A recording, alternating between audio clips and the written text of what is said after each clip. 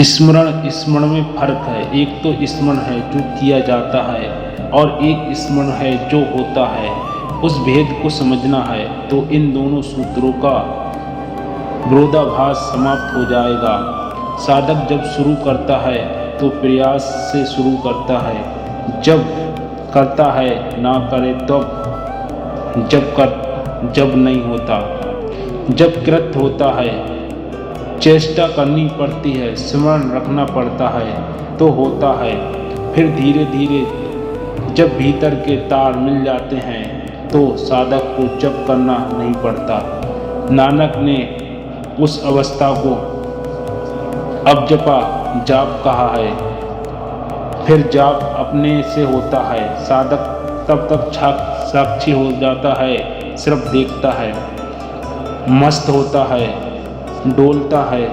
Been अब खुद नहीं बजा पाता, बीन अब बजती है, इसलिए उस नींद को अनाहत नाद कहा है। अपने से होता है, ना कोई बीड़ा है वहाँ, ना कोई मृदंग है वहाँ, ना कोई बजाने वाला है वहाँ, लेकिन नाद है, अपरंपार है, नाद है जिसका बराबर नहीं है, ऐसा नाद है। समझो सदियों की खोज से यह अनुभव आया है कि भय नाद कुछ ऐसा होता है जैसा ओम भय ओम, लेकिन भय तुम्हारी व्याख्या है कि ऐसा होता है। यह ऐसे ही है जैसे कोई सूरज को उगते देखे और कागज पर एक तस्वीर बना ले। सूरज उग रहा है कागज पर और लाकर कागज तुम्हें दे कहे कि सुबह बड़ी सुंदर थी और मैंने सोचा कि तस्वीर बना दूं ताकि तुम्हें भी समझ में आ जाए कैसी थी। भय जो कागज पर तस्वीर है उसमें ना तो सूरज की गर्मी है और ना सूरज की किरणें हैं, ना कोई सूरज का सौंदर्य है, प्रतीक मात्र है। या ऐसे समझो कि जैसे तुम्हें कोई हिमालय का नक्शा दे, उसमें ना तो हिमालय की शांति है, न हिमालय का सन्नाटा है, न हिमालय के शिखर हैं, न हिमालय के शिखरों पर जमी हुई कुमारी बर्फ है। कुछ भी नहीं है, नक्शा है, लेकिन नक्शा प्रतीक है। ऐसे ही ओम प्रतीक मात्र है, कागज पर बनाया गया नक्शा है। उस जाप का जो भीतर कभी प्रकट होता है वह ध्वनि भीतर से अपने आप फूटती है, जिसको कबीर शब्द कहते हैं। तुम जब शुरू करोगे तब तो ओम के जाप से शुरू करोगे, वह जाप तुम्हारा होगा। इस जाप को अगर करते गए और गहरा होता गया, यह जाप गहरा मतलब है पहले ओंठ से होगा, फिर वाणी में होगा, फिर ओंठ पर नहीं आएगा, ओंठ में ही रहेगा, मन में ही गूंजेगा। फिर घड़ी आएगी जब मन में भी नहीं गूंजेगा, कंठ में भी नहीं होगा। तुम अपने भीतर ही उसे किसी गहन तल से उठा हुआ पाओगे। तो एक तो जाप था जो तुमने किया और एक जाप है जिसे एक दिन तुम साक्षी की तरह देखोगे। ये दो सिमरण हैं। इन्हीं दो सिमरणों को कारण इन दोनों वचनों में भेद है मालूम पड़ता है। पहला वचन है मेरो संगी होई जन, एक वैष्णो एक राम। कबीर कहते हैं मेरे दो साथी हैं, दो मित्र हैं, एक तो राम है और दूसरा एक राम का भक्त है। एक तो राम और दूसरा राम की तरफ ले जाने वाला सद्गुरु। एक तो राम है और एक राम से भरा हुआ आकंठ भरा हुआ व्यक्ति। विष्णु से जो भरा है वह विष्णु, जिसके रुएं में गूंज रहा है वह विष्णु। तो एक विष्णु राम यानी विष्णु का एक रूप है। वह एक विष्णु के दो मेरे मित्र हैं जो जो है ये दो दाता मुक्ति का। राम तो है दाता मुक्ति का, मोक्ष का, उससे तो परम प्रसाद मिलेगा। वो सुमरावे नाम और भय जो विष्णु है, जिसके भीतर सुमिरन आ गया है, उसके संग साथ बैठकर, उसकी संगति में उठ बैठकर उसके भीतर उठती हुई तरंगे धीरे धीरे तुम्हें तरंगित कर देती हैं। उसके भीतर बजती वीणा धीरे धीरे तुम्हारे भीतर सोई वीणा भी जगा देती है। उसका स्वयं आघात करता है और तुम्हारे भीतर सोया हुआ अनहद धीरे धीरे जागने लगता है। तो राम तो है मुक्ति का दाता और गुरु है राम की सुमति दिलाने वाला। बिना गुरु के राम नहीं मिलेगा, क्योंकि याद ही ना कोई दिलाएगा, कोई इशारा ही ना करेगा अज्ञात की ओर, कोई तुम्हारा हाथ ना पकड़ेगा, अनजान में ले चलेगा, तो राम नहीं मिलेगा। यद्यपि गुरु मुक्ति नहीं देता, गुरु तो केवल राम की याद दिलाता है। फिर राम की याद करते करते एक दिन राम अविरत होता है, तुम्हारे भीतर जागता है और तुम रोशन हो जाते हो, तुम प्रकृष्ट हो जाते हो, मुक्ति फैलती है। तो गुरु तो राम की याद दिलाता है, राम मुक्ति देता है। तो पहले वचन का अर्थ है, दूसरे वचन का अर्थ है विपरीत मालूम पड़ता है। दूसरे वचन में कहा है हरि सुमरे सो बार बार यानी यात्रा का प्रारंभ, पहला कदम हरि सुमरे सो बार है, गुरु सुमरे सो बार। और जो गुरु का स्मरण कर ले वह पारी हो जाता है, और हरि को याद करो तो वह तो केवल यात्रा का प्रारंभ है। गुरु को याद करने से यात्रा अंत हो जाता है। यह बात उल्टी लगती है।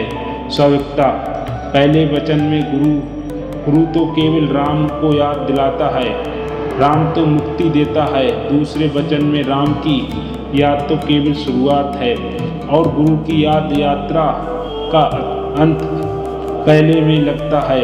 गुरु प्रारंभ राम पूर्णता दूसरे में लगता है, राम प्रारंभ गुरु पूर्णता।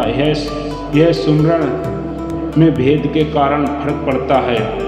जब तुम परमात्मा को याद करना शुरू करोगे बिना गुरु के, हरि सुमरे सो बार है, तो तुमने यात्रा का प्रारंभ किया।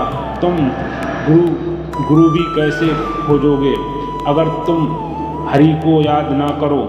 ऐसे ही जुड़ी है ये बातें जैसे अंडा मुर्गी से जुड़े हैं। कोई पूछे कि अंडा पहले कि मुर्गी पहले, तो बड़ी मुश्किल हो जाती है तय करना, संभव नहीं होता। अंडा कहो पहले तो अड़चन आ जाती है। बिना मुर्गी के अंडा कहाँ किसने होगा। मुर्गी कहोगे तो अड़चन आ जाती है।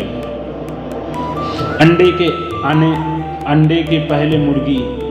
असल में दोनों को करके देखने में ही उपद्रव हो जाएगा।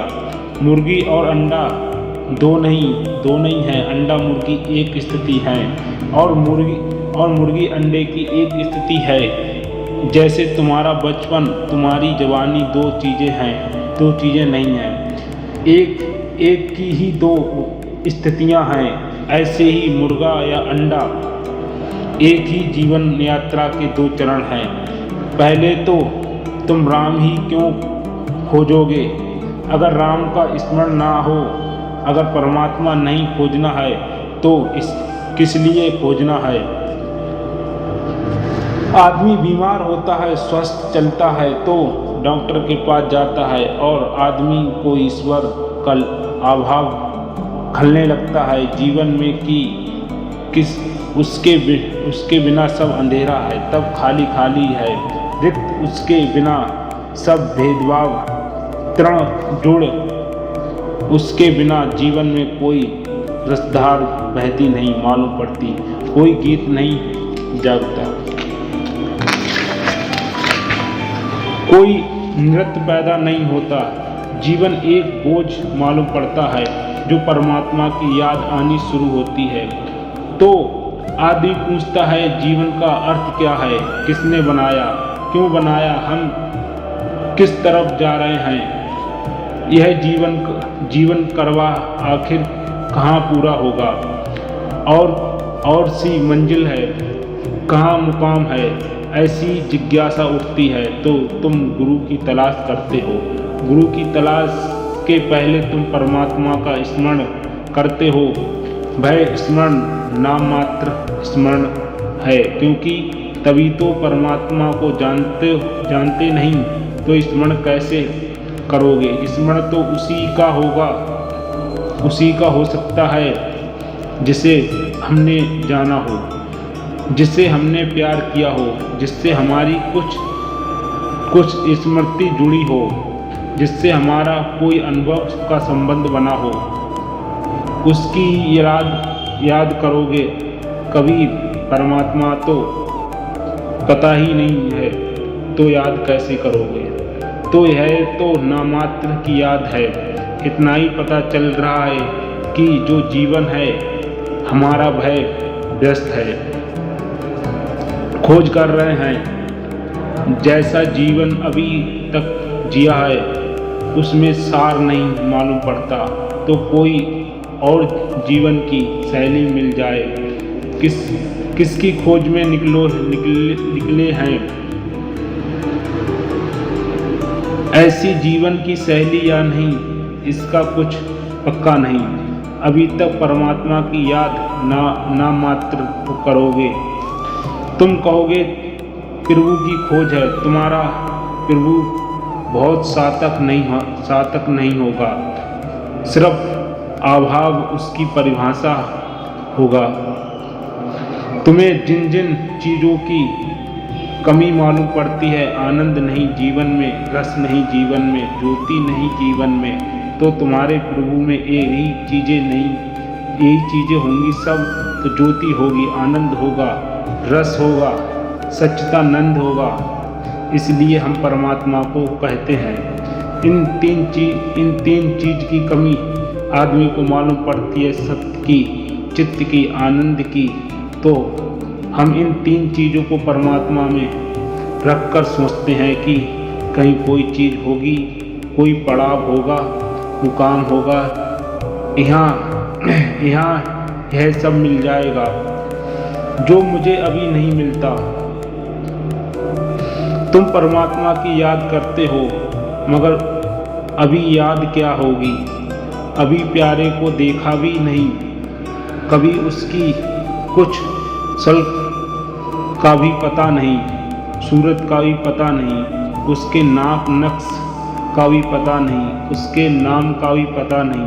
अभी किस दशा में उसको खोजने चले यह भी पता नहीं। अभी है या नहीं यह भी पता नहीं। अभी इतना ही पता है कि भीतर एक अनजानी सी प्यास उठ रही है, जिसका कोई साफ रूप नहीं। एक अराजनक प्यास उठ रही है, कुछ हो रहा है भीतर, लेकिन अभी निदान नहीं हुआ। निदान के ही तो गुरु के पास जाओगे, गुरु के चरणों में सिर रखोगे और कहोगे कि जो मेरा जीवन है वह व्यस्त मालूम पड़ रहा है, और सार्थक कैसा जीवन हो इसका मुझे पता नहीं। अगर सार्थक कोई जीवन हो सकता है तो मुझे दिशा दें, मार्ग दें, निर्देश दें। मैं तैयार हूँ चलने को, खतरे उठाने को, कीमत चुकाने को, कसौटी पर पैसे जाने को मैं तैयार हूँ। हरि सुमरे सो बार है। इस दूसरे सूत्र में हरि के उसी सिमरन को कबीर ने कहा है कि जो प्रभु की खोज में निकलेगा, याद करेगा परमात्मा की, यह तो यात्रा का आरंभ हुआ। गुरु सिमरे सो पार, फिर यह हरि को ही बैठे बैठे सुमरते रहे, जिसकी तुमसे कोई पहचान नहीं, मुलाकात नहीं। इसी हरि को बैठते बैठे गुनगुनाते रहो, तो कहीं ना कहीं पहुँचोगे। यह तो आरंभ ही था, यही मत रुक जाना। यह तो पहला कदम था, यह तो पहली सीढ़ी थी। अब उसको खोजो जिसको मिल गया हो। अब उसके पास जाओ जिसने पा लिया हो। अब उसकी आँख में झांको जिसकी आँखों में बसा हो। अब उसके पास बैठो जहाँ फूल खिलता है और जहाँ सुगंध फैल रही है। भई यात्रा की पूर्णता होगी। इसलिए कहते हैं कवि, सुमरे हरि सुमरे सो बार है, गुरु सुमरे सो पार। और पहला वचन गलत नहीं है। गुरु को सुमरने से पार क्यों नहीं हो जाओगे? क्योंकि जब गुरु का स्मरण करोगे और गुरु के पास बैठोगे और गुरु का सत्संग करोगे, साध संगत होगी, तभी तुम पाओगे। यह है दाता मुक्ति का, वो सुमरे नाम। गुरु के पास बैठकर हर कोई हरि का ठीक स्मरण शुरू होगा और हरि का ठीक स्मरण हो जाए और हरि के एक ही दिन में मुक्ति का दाता है।